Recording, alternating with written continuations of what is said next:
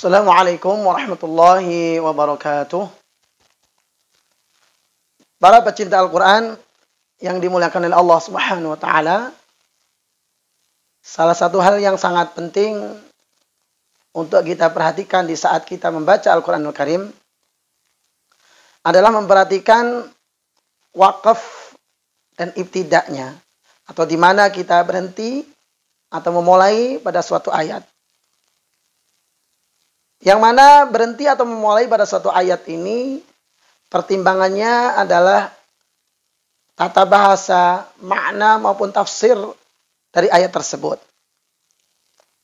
Dan bagi kita yang tidak memahami makna atau tata bahasa dari ayat yang kita baca, di dalam Al-Quranul Karim sudah diletakkan tanda-tanda berhenti yang membantu kita untuk berhenti dan memulai pada ayat-ayat Al-Quranul Karim.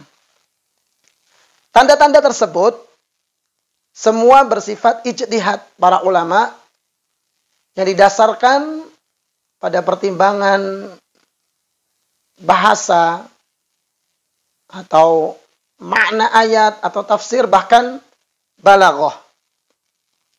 Sehingga sangat mungkin kita mendapati di dalam Al-Quranul Karim antara satu mushaf dengan mushaf yang lainnya di ayat yang sama atau di tempat yang sama memiliki tanda wakaf yang berbeda.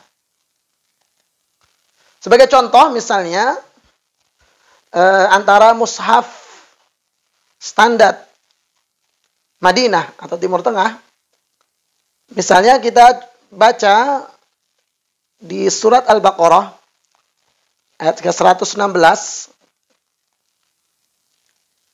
Di sini ada firman Allah Subhanahu wa taala, "Wa qalu ittakhadallahu walada subhanah." Di dalam mushaf standar Madinah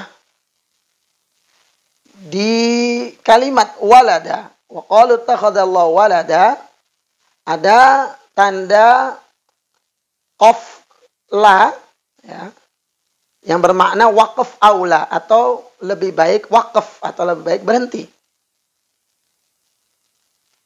Sementara di ayat yang sama, misalnya kita buka mushaf standar Kemenak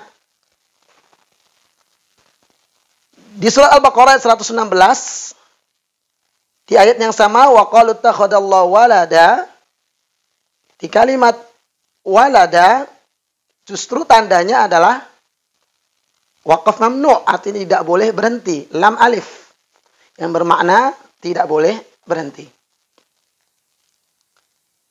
Lalu apa pertimbangan masing-masing dari tanda ini, di mana di mushaf Madinah tandanya adalah lebih baik berhenti, sementara di mushaf standar Kemenak tandanya adalah tidak boleh berhenti. Tentu masing-masing memiliki pertimbangan yang bisa dipertanggungjawabkan. Kalau di mushaf standar Madinah, di sini tandanya waqaf aula, artinya lebih baik berhenti di kata walada, karena ayat ini menyebutkan tentang perkataan Ahlul Kitab, wa qalu ittakhadallahu walada, dan mereka Ahlul Kitab mengatakan Allah mempunyai anak. Lalu kata subhanahu, maha suci Allah atas ucapan mereka itu adalah sebuah jawaban atas ucapan Ahlul Kitab tersebut, di mana Allah tidak seperti yang diucapkan oleh Ahlul Kitab tersebut. Maka kemudian di kata walada diletakkan tanda lebih baik berhenti dengan tujuan agar kalimat subhanahu, maha suci Allah, itu tidak seolah bagian dari ucapan Ahlul Kitab. Sementara kata subhanahu itu merupakan jawaban atas perkataan Ahlul Kitab tersebut.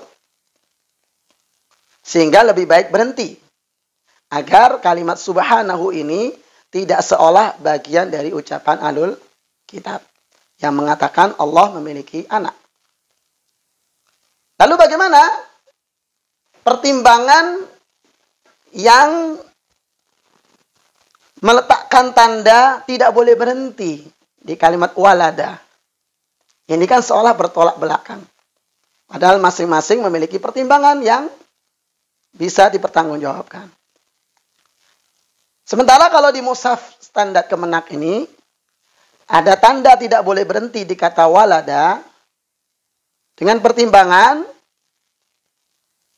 ayat ini menunjukkan tentang ucapan Ahlul Kitab, wa qalu takhadallahu walada. Orang-orang Ahlul Kitab, mereka ini mengatakan Allah mempunyai anak. Dan ini adalah ucapan yang buruk terhadap Allah Subhanahu wa Ta'ala. Maka tidak boleh kita biarkan begitu saja.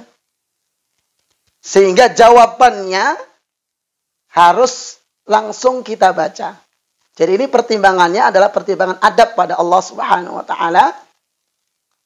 Di mana ucapan Ahlul Kitab yang buruk terhadap Allah Subhanahu wa Ta'ala ini harus segera kita jawab. Tidak boleh kita biarkan begitu saja. Sehingga kalimat subhanahu sebagai jawaban atas ucapan Ahlul Kitab tersebut harus kita sambung dengan lafaz sebelumnya. Makanya diletakkan tanda tidak boleh berhenti. Ini sekedar salah satu contoh pertimbangan dalam meletakkan tanda waqf di dalam Al-Quran Al-Karim. Hal ini sebagaimana dinyatakan oleh Imam Ibnu Al-Jazari rahimahullah dalam matan Al-Jazari, walaysa fil Qur'ani min waqfi yajib wala haramun ghairu ma lahu sabab. Di dalam Al-Quran tidak ada yang namanya wakaf wajib ataupun haram tanpa sebab atau alasan. Artinya, di suatu ayat apakah itu harus berhenti atau lebih baik berhenti atau tidak boleh berhenti, semua ada pertimbangan pertanggungjawaban ilmiahnya. Semua ada landasan bahasa, tafsir, makna ayat, ataupun balaghah dari ayat tersebut. Semoga bermanfaat. Assalamualaikum warahmatullahi wabarakatuh.